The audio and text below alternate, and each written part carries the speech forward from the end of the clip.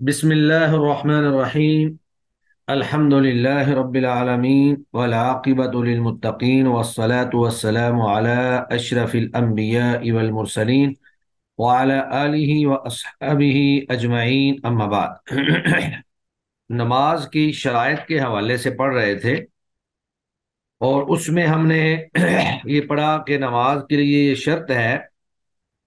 کہ انسان باوضو ہو، اسی طرح اس کا جسم، اس کا لباس اور وہ جگہ جہاں پر وہ نماز پڑھ رہا ہے وہ بھی پاک صاف ہوں۔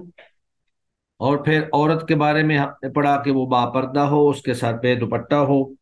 جسم جو ہے وہ ڈھانپا ہوا ہو، اسی طرح انسان جو ہے وہ قبلہ رخ ہونا چاہیے۔ اور اس کے ساتھ ہی ہم نے یہ چیزیں بھی پڑھی کہ نماز کے اندر گفتگو نہ کی جائے۔ یہ ساری شرائط ہم پیچھے پڑھ چکے ہیں، تو اب آگے اسی سے متعلق چند چیزیں جو ہے وہ انشاءاللہ بیان کی جائیں گی۔ چونکہ یہ چیز ہم نے پڑھی ہے کہ نماز کے اندر گفتگو کرنا اور کلام کرنا جو ہے یہ نماز کو باطل کر دیتا ہے۔ لیکن بسا اوقات ایسا ہوتا ہے کہ انسان نمازی جو ہے وہ تلاوت اور قرآن مجید کے ترجمے پر دھیان کر کے جب پڑھ رہا ہوتا ہے تو انتہائی خشوع کے اندر جا کر وہ ترجمے کو جب دیکھتا ہے، اس میں عذاب کا تذکرہ ہوتا ہے، جہنم کا تذکرہ ہوتا ہے، تو بے ساختہ اس کے آنسو نکل آتے ہیں، وہ رونا شروع کر دیتا ہے۔ تو اب سوال یہ پیدا ہوتا ہے کہ اگر کسی انسان کے آنسو نکل آئیں اور وہ رونا شروع کر دے تو کیا یہ بھی نماز کے اندر گفتگو ہے اور یہ کلام ہے، اور اس سے نماز باطل ہو جائے گی یا نہیں ہوگی؟ تو یہ حدیث لا کر دراصل ثابت یہ کرنا مقصود تھا کہ اگر کوئی شخص انتہائی خشوع کے ساتھ نماز پڑھ رہا ہو اور نماز کے اندر ہی وہ رونا شروع کر دے، گریہ زاری کرنا شروع کر دے، تو ایسی صورتحال میں اس کی نماز باطل نہیں ہوگی، کیونکہ یہ نماز کے اندر گفتگو نہیں ہے، کسی دوسرے شخص کے ساتھ کلام نہیں ہے۔ تو نماز کے اندر گریہ زاری، آہوزاری اور رونے کو مستثنیٰ کرنے کے لیے یہ حدیث مبارکہ جو ہے یہ حافظ ابن حجر رحمہ اللہ یہاں پر لائے ہیں۔ تو حدیث شریف کے راوی ہیں مطرف بن عبداللہ بن الشخیر، مطرف بن عبداللہ بن الشخیر، وعن مطرف بن عبداللہ بن الشخیر، مطرف بن عبداللہ بن شخیر سے روایت ہے، ان ابیہ، وہ اپنے باپ سے روایت کرتے ہیں۔ تو یہ بنی عامر قبیلہ جو ہے اس کے فرد ہیں مطرف بن عبداللہ، اور معروف صحابی رسول ہیں۔ فرماتے ہیں رأیت رسول اللہ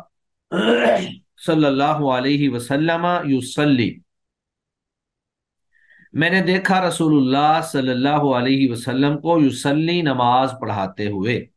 یعنی جب اللہ کے نبی نماز پڑھا رہے تھے، وفی صدرہ، اور آپ کے سینے میں رونے کی، عزیز، رونے اور گڑ گڑانے کی آواز آ رہی تھی، کا عزیز المرجلی، ہنڈیا کے ابلنے کی آواز کی مانند، یعنی اللہ کے نبی صلی اللہ علیہ وآلہ وسلم اتنے زیادہ خشوع اور آہوزاری کے ساتھ گریہ زاری سے رو رہے تھے کہ جس طرح ہنڈیا ابلتے وقت ہنڈیا میں سے آواز آتی ہے، اس طرح کی آواز آپ صلی اللہ علیہ وآلہ وسلم کے سینے سے آ رہی تھی، من البکائی، رونے کی وجہ سے۔ تو یہ رونے کی وجہ سے آواز تھی۔ تو ہم بھی دیکھتے ہیں کئی دفعہ ائمہ حرمین کو یا دیگر قرائے کرام کو، ان کی ماشاءاللہ تلاوتیں جو ہیں وہ نیٹ پر بھی موجود ہیں، کہ جب آدمی ترجمے پر بھی غور کرتے ہوئے اور غور و فکر کے ساتھ تلاوت کر رہا ہو، تو جہاں پر جہنم کا تذکرہ آ جائے، عذاب کا تذکرہ آ جائے، تو بے ساختہ جو ہے انسان کو رونا آ جاتا ہے۔ تو بے ساختہ جب رونا آ جائے تو یہ رونا جو ہے یہ گفتگو نہیں ہے اور کلام الناس نہیں ہے۔ لہذا اگر کوئی شخص نماز کے اندر خشوع کی وجہ سے ترجمے کے اوپر غور و فکر کرنے کی وجہ سے رو پڑتا ہے تو انشاءاللہ اس کی نماز درست ہے، اور اس کی نماز جو ہے وہ باطل نہیں ہوگی۔ ہاں البتہ ایک شخص جان بوجھ کر گفتگو کر لیتا ہے، بات چیت کر لیتا ہے کسی کے ساتھ نماز کے اندر، تو اس سے نماز باطل ہو جاتی ہے، نماز جو ہے وہ ختم ہو جاتی ہے۔ لیکن رونا جو ہے یہ نماز کو باطل نہیں کرتا۔ تو اس حدیث سے ہمیں کئی ایک چیزیں جو ہیں وہ معلوم ہوئی۔ سب سے پہلی بات تو ہمیں یہ معلوم ہوئی کہ رسول اللہ صلی اللہ علیہ وآلہ وسلم بے حد خضوع خشوع کے ساتھ نماز ادا فرماتے تھے، کیونکہ نماز کے اندر رونا جو ہے یہ بے انتہا خضوع خشوع کی دلیل ہے۔ اور اس سے یہ بات بھی معلوم ہوئی کہ نماز کے اندر رونے سے نماز باطل نہیں ہوتی، خواہ وہ فرض نماز ہو یا وہ نفل نماز ہو، کوئی بھی نماز ہو، اگر آپ نماز کے اندر خضوع خشوع کی وجہ سے رو پڑتے ہیں تو انشاءاللہ اس سے نماز باطل نہیں ہوتی۔ ہاں البتہ جان بوجھ کر تصنع سے رونا جو ہے یہ درست نہیں ہے، تصنع سے رونا درست نہیں ہے۔ بہترین وہی رونا ہے جو بے ساختہ خود بخود انسان کی آنکھوں میں آنسو آ جائے، انسان اللہ کے عذاب سے ڈر جائے، وعیدوں سے ڈر جائے، اور انسان کی آنکھوں میں آنسو آ جائیں اور وہ رونا شروع کر دے۔ اسی طرح نماز کے اندر بعض چیزیں ایسی ہوتی ہیں جو نماز کو باطل نہیں کرتی ہیں۔ جیسے اگر کوئی شخص نماز پڑھ رہا ہے اور باہر سے کوئی آدمی آیا تو آدمی کھنکار سکتا ہے، یعنی کھنگورا مار سکتا ہے، جس سے باہر سے آنے والے آدمی کو اندازہ ہو جائے کہ وہ بندہ جو ہے وہ نماز میں ہے۔ تو یہ حدیث جو ہے یہ سیدنا علی رضی اللہ تعالی عنہ سے مروی ہے۔ وعن علی رضی اللہ عنہ، سیدنا علی رضی اللہ تعالی عنہ سے روایت ہے، انہوں نے کہا کان علی من رسول اللہ صلی اللہ علیہ وسلم مدخلانی، کان علی میرے پاس تھے، من رسول اللہ اللہ کے نبی کے پاس آنے جانے کے، مدخلانی دو اوقات، یعنی میں دو اوقات میں اللہ کے نبی کے پاس آتا تھا، ڈیلی جو ہے میں اللہ کے نبی کے پاس دو دفعہ آتا تھا۔ تو ایک دن کو وقت، یعنی دن کو کسی وقت آ جاتے تھے اور رات کو کسی وقت آ جاتے تھے۔ لیکن کئی دفعہ ایسا ہوتا کہ جب سیدنا علی رضی اللہ تعالی عنہ آتے اور اللہ کے نبی جو ہے وہ نماز پڑھ رہے ہوتے گھر میں، تو گھر میں نماز جو ہے وہ نفلی نماز ہی ہو سکتی ہے، کیونکہ فرضی نماز اللہ کے نبی مسجد میں ہی جا کر پڑھاتے تھے۔ تو جب اللہ کے نبی صلی اللہ علیہ وآلہ وسلم نماز پڑھ رہے ہوتے، فَكُنْتُ إِذَا أَتَيْتُهُ، حضرت علی فرماتے ہیں کہ فَكُنْتُ إِذَا أَتَيْتُهُ، جب میں آپ کے پاس آتا وَهُوَ يُصَلِّي، اور آپ نماز پڑھ رہے ہوتے، تو آپ تنح نحلی، تو آپ میرے لیے کھنگار دیتے، یعنی میرے لیے کھنگورا مار دیتے، تو جس سے میں سمجھ جاتا کہ اللہ کے نبی صلی اللہ علیہ وسلم نماز میں ہیں، اور میں رک جاتا، اور جب آپ صلی اللہ علیہ وسلم نماز پوری کر لیتے تو میرے لیے دروازہ کھول دیتے۔ تو اس سے یہ بات بھی معلوم ہوئی کہ نماز کے اندر صرف کھانسی کرنا، کھنکارنا، ایسا کھنکارنا کہ جس سے آواز پیدا نہ ہو، یعنی آواز کا مطلب یہ ہے کہ گفتگو نہ بنے، کوئی اس سے کلام اور گفتگو جملہ پورا جو ہے وہ نہ بنے، صرف کھانسنے کی آواز ہو۔ تو نماز کے اندر کھانسنے سے بھی گفتگو جو ہے وہ پیدا نہیں ہوتی اور کلام پیدا نہیں ہوتی، اور اس سے نماز باطل نہیں ہوتی۔ تو اس حدیث میں دراصل وہ جو پیچھے ہم احادیث پڑھ چکے ہیں کہ نماز کے اندر گفتگو کرنا منع ہے، ان احادیث میں دراصل وہ جزیات یا مستثنیات بیان کیے جا رہے ہیں کہ جو کہ کسی حد تک نماز کے اندر جائز ہیں۔ ان میں سے پہلا ہم نے یہ پڑھا کہ آپ جو ہیں رو سکتے ہیں، رونے میں کوئی حرج نہیں ہے، اور دوسری بات ہم نے یہ پڑھی کہ ضرورت کے تحت آپ کھنکار سکتے ہیں، کھنگورا مار سکتے ہیں، کھان سکتے ہیں، جس سے گفتگو تو پیدا نہ ہو، کوئی جملہ پیدا نہ ہو، تو آپ اس طرح کر سکتے ہیں، اس سے بھی نماز باطل نہیں ہوتی ہے۔ تو اس حدیث سے بھی ہمیں کئی ایک اہم چیزیں جو ہیں وہ معلوم ہوتی ہیں۔ ان میں سے پہلی بات تو یہ ہے کہ سیدنا علی رضی اللہ تعالی عنہ نبی کریم صلی اللہ علیہ وآلہ وسلم کے ساتھ رہتے تھے، اور آپ کی ایک منزلت تھی، ایک مقام تھا۔ یہی وجہ ہے کہ آپ روزانہ دو دفعہ رسول اللہ صلی اللہ علیہ وآلہ وسلم کی خدمت میں حاضر ہوتے۔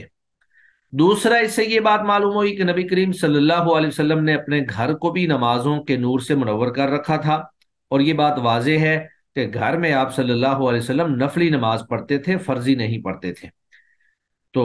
انسان کو چاہیے کہ نماز، فرض نماز جو ہے وہ مسجد میں ادا کرے، جبکہ نفلی نماز جو ہے وہ آپ گھر کے اندر ادا کریں۔ حتیٰ کہ اللہ کے نبی صلی اللہ علیہ وسلم سے یہ بھی ثابت ہے کہ آپ سنتیں بھی گھر میں ادا کیا کرتے تھے۔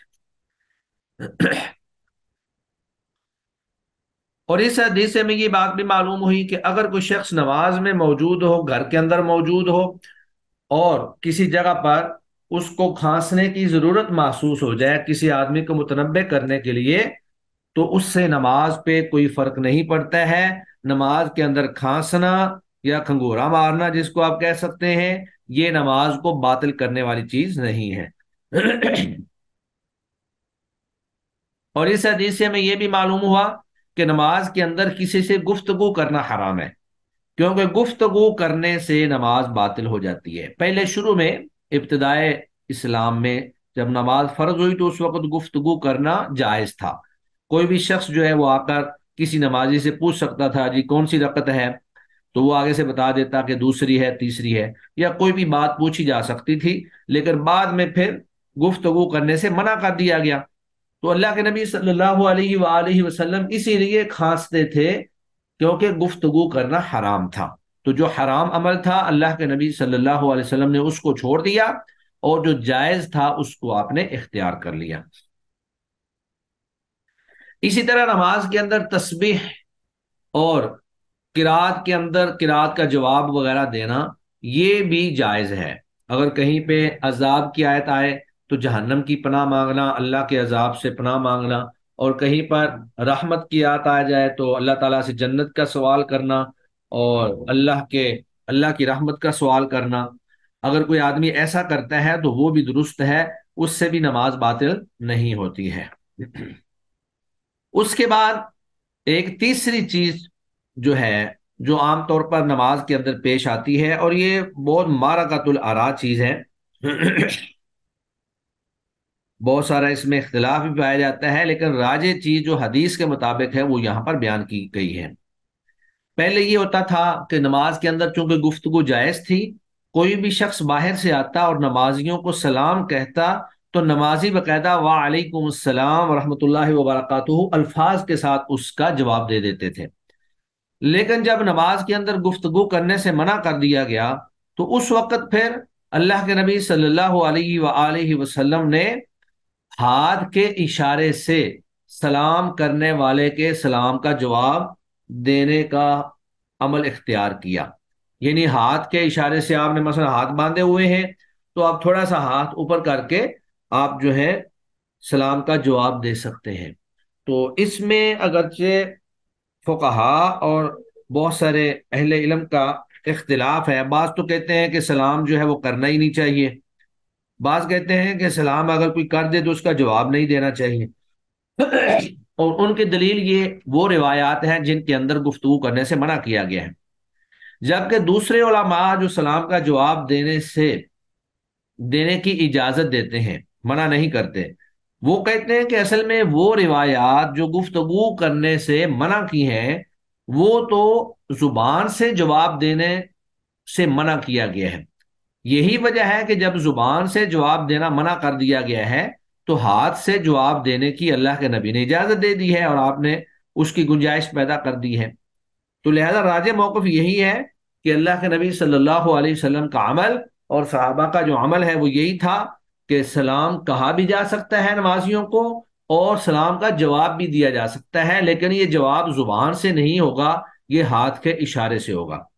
اگر آپ نے ہاتھ باندھے ہیں، قیام میں ہیں، تو اسی طرح تھوڑا سا ہاتھ اوپر کر دیں، اور اگر آپ رکوع میں ہیں تو بھی اسی طرح دائیں ہاتھ کو تھوڑا سا اوپر کر دیں، آپ تشہد میں ہیں تو بھی آپ اپنے دائیں ہاتھ کو تھوڑا سا اوپر کر دیں، لیکن زبان سے آپ نے گفتگو نہیں کرنی ہے، زبان سے آپ نے سلام کا جواب نہیں دینا ہے۔ جس طرح پچھلی حدیث کے اندر ہم نے یہ پڑھا کہ اللہ کے نبی صلی اللہ علیہ وسلم کھانس دیتے تھے، اور کھانسنے سے حضرت علی رضی اللہ تعالیٰ عنہ کو پتہ چل جاتا تھا، لیکن آپ گفتگو نہیں فرماتے تھے۔ تو اگر کسی شخص کو متنبع کرنے کے لیے کھانسی کی جا سکتی ہے تو کسی کا سلام کا جواب دینے کے لیے ہاتھ سے اشارہ بھی کیا جا سکتا ہے۔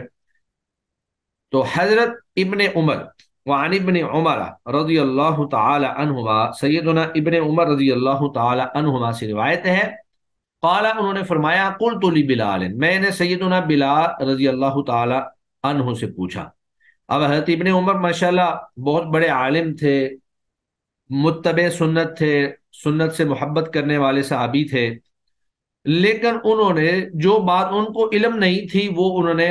سیدنا بلال رضی اللہ تعالیٰ عنہ سے پوچھی، کیونکہ بلال جو ہیں وہ ایک تو مؤذن تھے، اور دوسرا واضح بات ہے جو مؤذن ہوتا ہے وہ اقامت بھی کہتا ہے، اور اقامت کہنے والا شخص جو ہے وہ بالکل امام کے پیچھے کھڑا ہوتا ہے۔ تو جو امام کے پیچھے کھڑا ہونے والا شخص چیز دیکھ سکتا ہے وہ دور یا پچھلی صفوں میں کھڑا ہونے والا نہیں دیکھ سکتا۔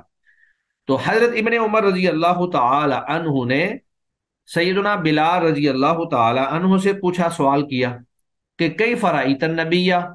کہ کیسے آپ نے اللہ کے نبی کو دیکھا ہے، یرد علیہم، کہ وہ جواب دیتے تھے ان پر، حین یسلمون علیہ، جب وہ ان کو سلام کہتے تھے، یعنی جب صحابہ کرام رضوان اللہ علیہم اجمعین اللہ کے نبی کو نماز میں سلام کہتے تھے تو وہ کیسے جواب دیتے تھے۔ قالا وہو یصلی، اس حال میں کہ وہ نماز پڑھ رہے ہوتے تھے۔ قالا، تو سیدنا بلال رضی اللہ تعالی عنہ نے فرمایا، یقول ہاکذا، وہ ایسے کرتے تھے۔ تو یہ یقول جو ہے یہ یفعل کے معنی میں بھی عربی زبان میں استعمال ہوتا ہے، یقول بمعنی یفعل، یعنی ایسا کرتے تھے، اور یہ کلام عرب میں ایک معروف چیز ہے۔ وَبَسَطَ كَفَّهُ، اور آپ نے اپنی ہتھیلی کو پھیلایا، اپنی ہتھیلی کو پھیلایا، یعنی ہاتھ کی ہتھیلی سے اس طرح کر کے آپ صلی اللہ علیہ وسلم صحابہ کرام کے سلام کا جواب دیتے تھے۔ تو اس حدیث سے اخرجہ ابو داود و ترمذی و صححہ، اس حدیث کو امام ابو داود، امام ترمذی نے روایت کیا ہے، اور امام ترمذی نے اس حدیث کو صحیح قرار دیا ہے۔ تو اس حدیث سے بھی ہمیں کئی ایک اہم مسائل جو ہیں وہ معلوم ہوتے ہیں۔ ایک مسئلہ تو یہ معلوم ہوا کہ بے شک آدمی جیسا بھی بڑا عالم ہو، اگر اس کو کسی مسئلے کا علم نہیں ہے تو وہ اپنے سے تھوڑے علم والے شخص سے سوال کر سکتا ہے، پوچھ سکتا ہے، جیسا کہ سیدنا عبداللہ بن عمر نے حضرت بلال رضی اللہ تعالی عنہ سے پوچھا۔ اور یہ بات بھی معلوم ہوئی کہ بسا اوقات بڑے عالم سے بھی کوئی مسئلہ مخفی رہ سکتا ہے، کیونکہ انسان تو انسان ہے، اور وہ کسی وقت بھی کوئی چیز اس سے مخفی ہو سکتی ہے۔ اور پھر نبی کریم صلی اللہ علیہ وسلم کا یہ عمل ہمارے سامنے آیا کہ آپ نماز کے اندر سلام کا جواب زبان سے نہیں بلکہ ہاتھ سے دے سکتے ہیں۔ تو اس سے ہمیں یہ بات معلوم ہوئی کہ نماز کے اندر کوئی ایسی حرکت یا کوئی ایسا عمل جو گفتگو نہ کہلاتا ہو، کلام الناس نہ بنتا ہو، تو آپ وہ عمل یا آپ وہ حرکت کر سکتے ہیں، اور اس سے انشاءاللہ نماز کے اوپر اثر نہیں پڑتا ہے۔ تو ہم نے گویا کہ تین چیزیں پڑھ لیں۔ ایک تو یہ ہے کہ نماز کے اندر رونا، اسی طرح کسی کو متنبع کرنے کے لیے کھانسی کر دینا، یا پھر کسی کے سلام کا جواب دینا، یہ چیزیں مبطل صلاح نہیں ہیں، یعنی نماز کو باطل کرنے والی نہیں ہیں۔ اسی طرح ایک چوتھی چیز جو ہے وہ یہاں پر بیان کی جا رہی ہے جو کہ نماز کے اندر درست ہے، وہ یہ ہے کہ آپ چھوٹے بچے یا بچی کو نماز میں اٹھا سکتے ہیں، اور اٹھا کر آپ نماز پڑھ سکتے ہیں۔ نبی مکرم صلی اللہ علیہ وآلہ وسلم کی نواسی سیدہ امامہ بنت زینب، یعنی آپ صلی اللہ علیہ وسلم کی بیٹی سیدہ زینب رضی اللہ تعالی عنہا، ان کی بیٹی تھی، اور ان کی عمر بھی چھوٹی تھی۔ تو جب سیدہ زینب رضی اللہ تعالی عنہا بیمار ہوئیں تو اس وقت پھر اللہ کے نبی اپنی نواسی کو اٹھا کر اپنے ساتھ مسجد میں لے آیا کرتے تھے۔ جب آپ صلی اللہ علیہ وآلہ وسلم سجدہ کرتے یا رکوع کرتے تو اس کو نیچے بٹھا دیتے، اور جب آپ قیام میں کھڑے ہوتے تو آپ اس کو اٹھا لیتے۔ تو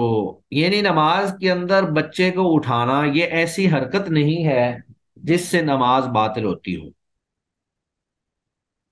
وعن ابی قتادہ رضی اللہ عنہ، سیدنا ابو قتادہ رضی اللہ تعالی عنہ سے روایت ہے، قال، انہوں نے فرمایا، کان رسول اللہ صلی اللہ علیہ وسلم، تھے رسول اللہ صلی اللہ علیہ وسلم یصلی نماز پڑھتے، وہو حامل اس حال میں کہ آپ اٹھائے ہوئے ہوتے تھے، کس کو؟ امامہ بنت زینب کو۔ تو سیدہ امامہ جو ہیں یہ سیدہ زینب کی بیٹی تھی، یعنی سیدہ زینب رضی اللہ تعالی عنہا جو اللہ کے نبی کی بیٹی تھی، یہ ان کی بیٹی تھی، جو یہ آپ صلی اللہ علیہ وسلم کی نوازی لگی۔ فَإِذَا سَجَدَ جب آپ سجدہ کرتے، وَضَعَهَا آپ اس کو نیچے بٹھا دیتے، وَإِذَا قَامَ اور جب آپ کھڑے ہوتے، حَمَلَهَا تو آپ اس کو اٹھا لیتے۔ متفق علیہ، یہ حدیث متفق علیہ ہے، بخاری مسلم کے اندر موجود ہے۔ والے مسلم اور امام مسلم نے یہ الفاظ بھی، یعنی مسلم میں یہ الفاظ بھی موجود ہیں کہ وَهُوَ يَؤُمُّ النَّاسَ اس حال میں کہ آپ امامت کروا رہے ہوتے تھے لوگوں کی، فی المسجد مسجد میں۔ تو اس جملے سے یہ بات معلوم ہوئی کہ یہ فرض نماز میں آپ صلی اللہ علیہ وسلم سیدہ امامہ کو اٹھاتے تھے، فرض نماز کے اندر، کیونکہ مسجد میں امامت تو آپ فرض نماز کی کرتے تھے۔ تو جب فرض نماز کے اندر بچے کو اٹھانا جائز ہے تو نفلی نماز کے اندر بھی اٹھانا درست ہے، اس میں کوئی حرج والی بات نہیں ہے۔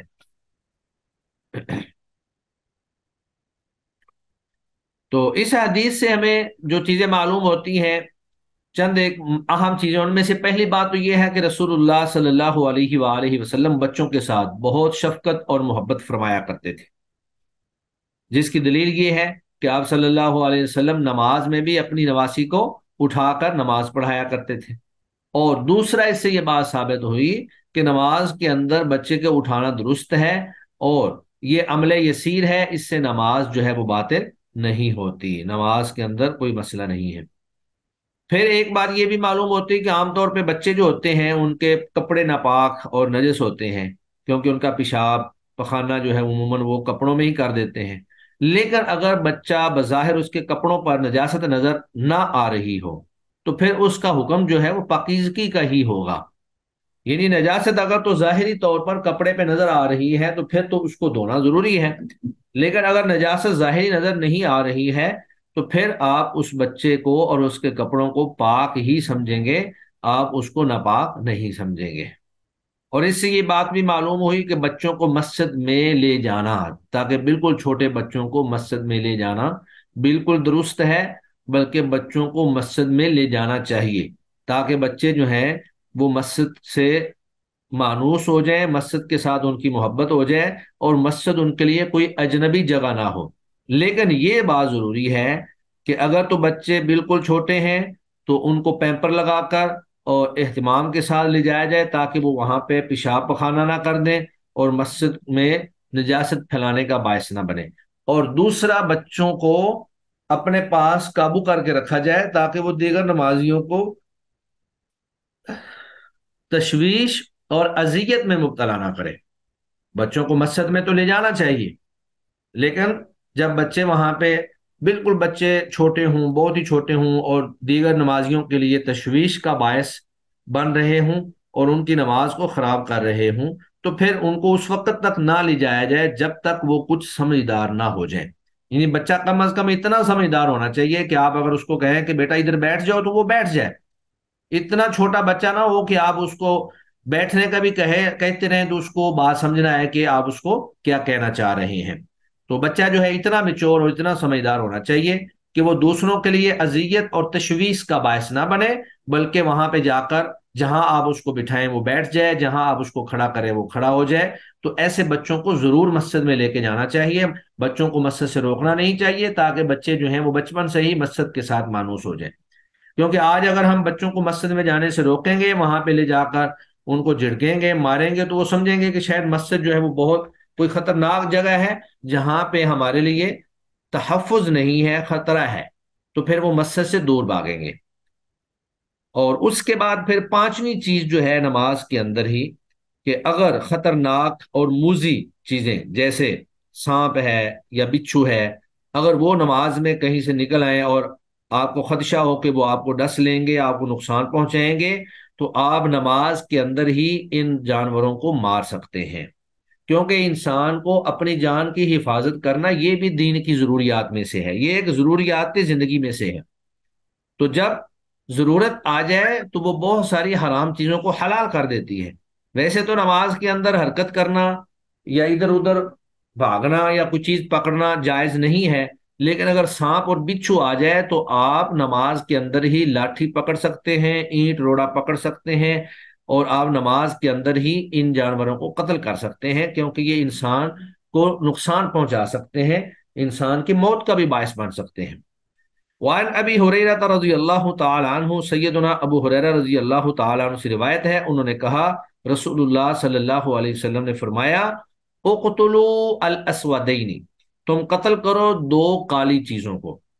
اب یہ کالی چیزیں اتفاقی قید ہے، ضروری نہیں ہے کہ سارے سانپ کالے ہی ہوں، لیکن عموماً سانپ کالے ہوتے ہیں یا سیاہی میل ہوتے ہیں۔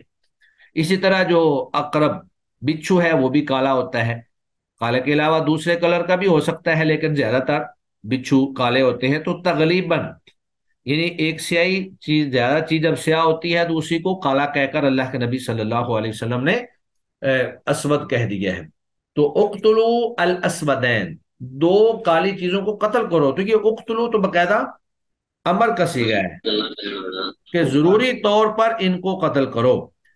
پھر صلاتی نماز میں، کیونکہ اگر آپ ان کو قتل نہیں کریں گے تو یہ آپ کو نقصان پہنچائیں گے۔ تو اقتلو الاسودین، دو کالی چیزوں کو نماز میں قتل کر دو۔ یہ کون کون سی چیزیں ہیں؟ الحیہ، سانپ، والاقرب، اور بچھو۔ یہ رضوان بھائی اپنا مائک بند کریں ذرا، بار بار آپ کا مائک اوپن ہو رہا ہے۔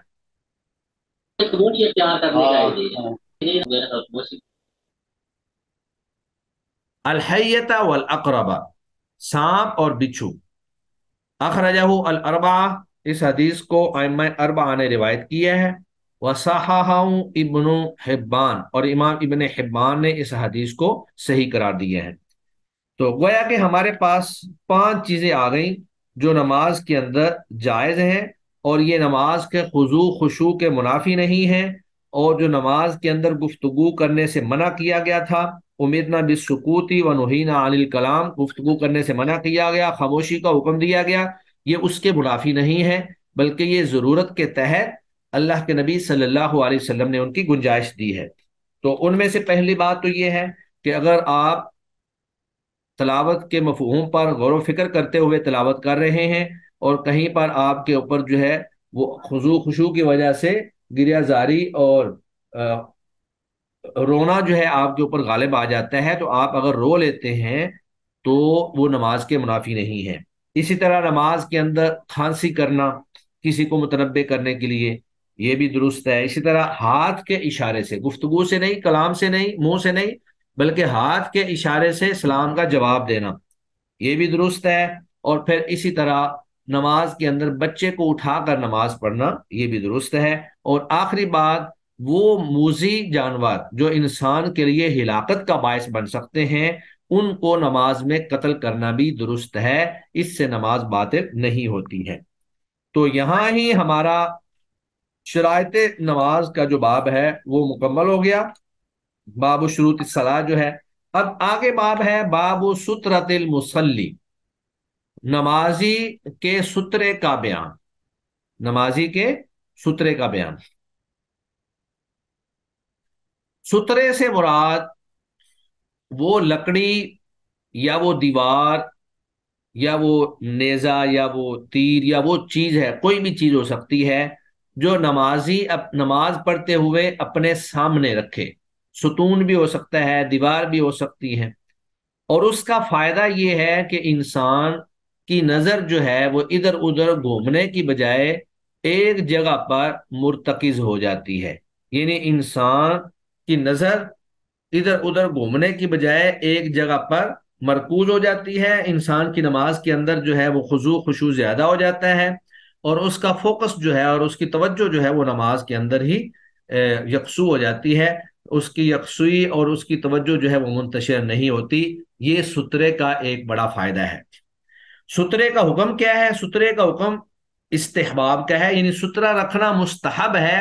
واجب اور فرض نہیں ہے، کیونکہ ایک حدیث کے اندر یہ بھی ثابت ہے کہ اللہ کے نبی صلی اللہ علیہ وآلہ وسلم نے مینا کے اندر ایک دفعہ نماز پڑھائی، اور بغیر سترے کے پڑھائی، اور اس کے بعد پھر نمازی کے آگے سے گزرنا بغیر سترے کے، اگر یہ کسی نمازی کے آگے سترا نہ ہو اس کے آگے سے گزرنا، یا سترے اور نمازی کے درمیان سے گزرنا، یہ گناہ کبیرہ ہے۔ تو گزرنے والے کے لیے تو بہت بڑا گناہ ہے، لیکن اس سے انسان کی نماز، جو احادیث کے اندر نماز کے انقطاع کا حکم ہے، اس سے مراد نماز کے اندر نقص ہے، یعنی انسان کی نماز تو ہو جاتی ہے، لیکن اس کی نماز کے اندر چونکہ واضح بات ہے کہ وہ اتنا، اس کا ذہن، اس کا دماغ منتشر ہوا کسی آدمی کے گزرنے کی وجہ سے، تو اس کی نماز کے اندر جو برکت ہے یا اس کی نماز کا جو اجر و ثواب ہے اس میں کمی واقع ہو جاتی ہے۔ تو یہ سارے مسائل جو ہیں وہ ہم انشاءاللہ اس باب کے اندر پڑھتے ہیں۔ ابھی ہماری میٹنگ ختم ہونے لگی ہے، ہم انشاءاللہ نیو میٹنگ کے اندر یہ سارے مسائل جو ہیں انشاءاللہ پڑھتے ہیں، جو بھی ہم سے پڑھے گئے۔ جی، بسم اللہ الرحمن الرحیم۔ تو ہم باب سترۃ المصلی پڑھ رہے تھے، اس میں تین چار چیزیں اہم ہیں۔ سب سے پہلی بات تو یہ اہم ہے کہ سترہ رکھنے کا حکم کیا ہے۔ تو جس طرح میں نے پہلے بھی بتایا کہ نمازی کا اپنے سامنے سترہ رکھنا یہ ایک مستحب عمل ہے، فرض اور واجب نہیں ہے، کیونکہ اس کی وجہ یہ ہے کہ رسول اللہ صلی اللہ علیہ وآلہ وسلم سے ثابت ہے کہ آپ صلی اللہ علیہ وآلہ وسلم نے ایک دفعہ مینا میں نماز پڑھائی اور بغیر سترہ کے پڑھائی۔ تو جب اللہ کے نبی صلی اللہ علیہ وآلہ وسلم نے ایک چیز پر عمل کیا ہو اور کبھی نہ بھی کیا ہو، تو اس کا مطلب یہ ہے کہ وہ چیز واجب اور فرض نہیں ہے۔ دوسری بات یہ ہے کہ سترہ کی مقدار کیا ہونی چاہیے۔ تو اللہ کے نبی صلی اللہ علیہ وآلہ وسلم اونٹ کا جو کجاوا ہوتا تھا، پلان ہوتا تھا جس پر آپ صلی اللہ علیہ وسلم بیٹھتے تھے، اس کی لمبائی جو تقریباً 3 ہاتھ، آپ کہہ لیں کہ 1.5 فٹ، اتنا لمبا جو ہے نا اونچا سترہ وہ ہوا کرتا تھا۔ اسی طرح اگر کوئی شخص سترے اور نمازی کے درمیان سے گزرتا ہے تو پہلی بات تو یہ ہے کہ اس کو روکنا چاہیے، اور اگر وہ پھر بھی گزر جاتا ہے تو نمازی کی نماز پہ اثر نہیں پڑے گا، ہاں البتہ وہ بندہ جو ہے وہ خود گناہ گار ہوگا۔ تو اس باب کی سب سے پہلی حدیث جو ہے وہ ابو جہیم بن حارث رضی اللہ تعالی عنہ سے مروی ہے۔ وعن ابی جحیم بن الحارث رضی اللہ عنہ، سیدنا ابو جحیم بن حارث رضی اللہ تعالی عنہ سے روایت ہے۔ ابو جحیم بن حارث جو ہے ان کا نام عبداللہ تھا، ابو جحیم جو ہے یہ ان کی کنیت ہے، اور یہ حارث بن سما انصاری قبیلہ خزرج سے تعلق رکھتے تھے۔ حارث بن سما انصاری کے بیٹے تھے، اور امیر معاویہ رضی اللہ تعالی عنہ کی خلافت تک زندہ رہے۔ فرماتے ہیں قال، انہوں نے فرمایا قال رسول اللہ صلی اللہ علیہ وآلہ وسلم، رسول اللہ صلی اللہ علیہ وسلم نے فرمایا لو یعلم المار، اگر جان لے گزرنے والا، المار گزرنے والا بندہ یہ جان لے کہ نمازی کے سامنے سے گزرنا جو ہے یہ کتنا گناہ کا کام ہے، بین یدی المصلی، نمازی کے سامنے سے، کہ ماذا علیہ من الاثم، کہ اس پر کیا گناہ ہے، تو فرمایا کہ وہ رکا رہے، لکان ان یقفا، تو وہ رکا رہے 40، اب 40 کا تذکرہ تو ہے لیکن یہ تذکرہ نہیں ہے کہ 40 سے کیا مراد ہے۔ تو اہل علم نے، مفسرین نے بیان کیا کہ وہ 40 دن رکا رہے، یا 40 مہینے رکا رہے، یا 40 سال تک رکا رہے۔ تو فرمایا لکانا ان یقفا، تو ہے اس کے لیے کہ وہ رکا رہے 40، خیر اللہ، اس کے لیے بہتر ہے، من، اس بات سے، ان یمر بین یدیہ، کہ وہ اس نمازی کے سامنے سے گزر جائے، یعنی اس کے لیے 40 تک رکنا۔ یہ حدیث جو ہے متفق علیہ ہے، اس میں اگرچہ تذکرہ نہیں ہے کہ کتنا رکنا، صرف 40 کا تذکرہ ہے۔ واللفظ للبخاری، اور یہ الفاظ بخاری کے ہیں۔ وَوَقَعَ فِي الْبَزَّارِ، اور مسند بزار میں، من وجہ آخر، ایک دوسری روایت سے، ایک دوسری سند سے یہ الفاظ موجود ہیں۔ کیا الفاظ موجود ہیں؟ اربعین خریفن، 40 سال، یعنی مسند بزار کی روایت کے اندر 40 سال کا باقاعدہ تذکرہ موجود ہے۔ تو اس سے اس بات کا اندازہ ہوتا ہے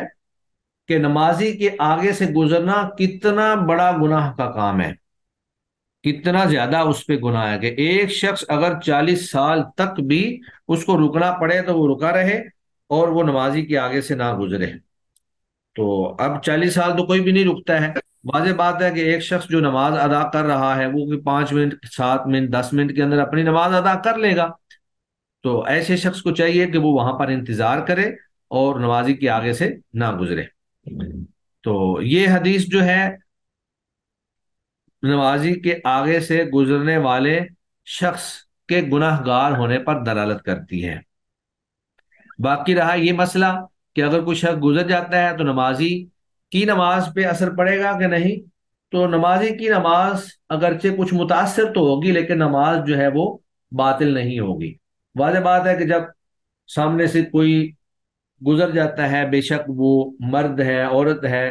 حدیث میں اگرچہ کچھ اور تذکرے بھی کتا اور گدھا ان کا تذکرہ آگے آ رہا ہے، لیکن یہ ہے کہ کوئی بھی چیز اگر نمازی کے آگے سے گزرتی ہے تو اس کی نماز میں انتشار پیدا ہو جاتا ہے اور یکسوئی جو ہے وہ متاثر ہوتی ہے۔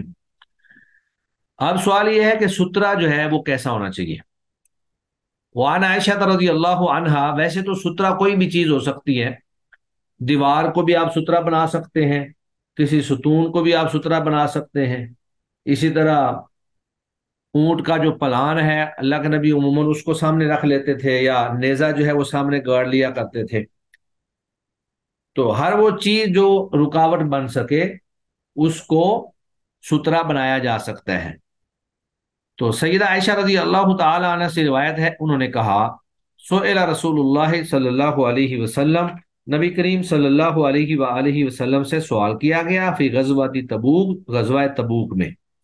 یعنی غزوہ تبوک کے دوران جو ہے آپ صلی اللہ علیہ وسلم سے سوال کیا گیا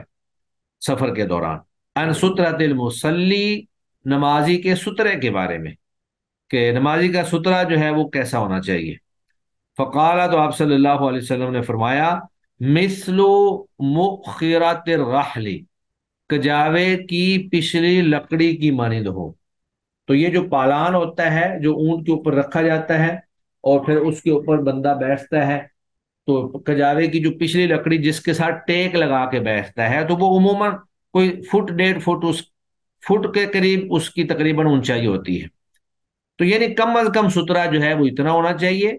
باقی اگر اس سے زیادہ بڑا ہو جائے تو بڑے میں کوئی حرج نہیں ہے، جیسے ستون کے سامنے آپ جو ہے نماز پڑھ لیتے ہیں تو ستون جو ہے ایک لمبا ہے، یا دیوار تو بہت بڑی بن جاتی ہے، تو کم از کم سترہ جو ہے وہ اتنا ہو۔ باقی اگر اس سے چھوٹا بھی سترہ ہو جائے تو وہ بھی قابل قبول ہے، جس طرح کہ آگے ایک روایت آ رہی ہے، لیکن سترہ جتنا بڑا ہوگا اتنا ہی چھوٹے سترے سے بہتر ہے۔ اس سے آگے نبی کریم صلی اللہ علیہ وآلہ وسلم نے فرمایا کہ اگر کوئی شخص سامنے تیر رکھ لے تو بھی وہ سترہ جو ہے وہ درست قرار پائے گا۔ وعن صبرۃ بن معبد الجوہنی، صبرہ بن معبد الجوہنی سے روایت ہے، انہوں نے کہا رسول اللہ صلی اللہ علیہ وسلم نے فرمایا لیستتر احدکم، چاہیے کہ سترہ رکھے تم میں سے کوئی ایک فی الصلاۃ، نماز میں، ولو بسہم، اگرچہ تیر کے ساتھ۔ تو اب تیر جو ہے اس کی لمبائی تو ہوتی ہے لیکن اس کی کوئی موٹائی زیادہ نہیں ہوتی ہے، یعنی چوڑائی زیادہ نہیں ہوتی ہے، تو اس کا مطلب یہ ہے کہ اگر کوئی چیز زیادہ چوڑی نہیں ہے، لمبی موجود ہے، تو اس کا بھی سترہ جو ہے بنایا جا سکتا ہے۔ لیکن تیر کا سترہ یہ نہیں کہ تیر لمبا آگے ڈال دیا جائے گا، بلکہ تیر کا سترہ اگر بنانا ہو تو اس کو زمین میں گاڑا جائے گا لمبائی میں اوپر کی طرف۔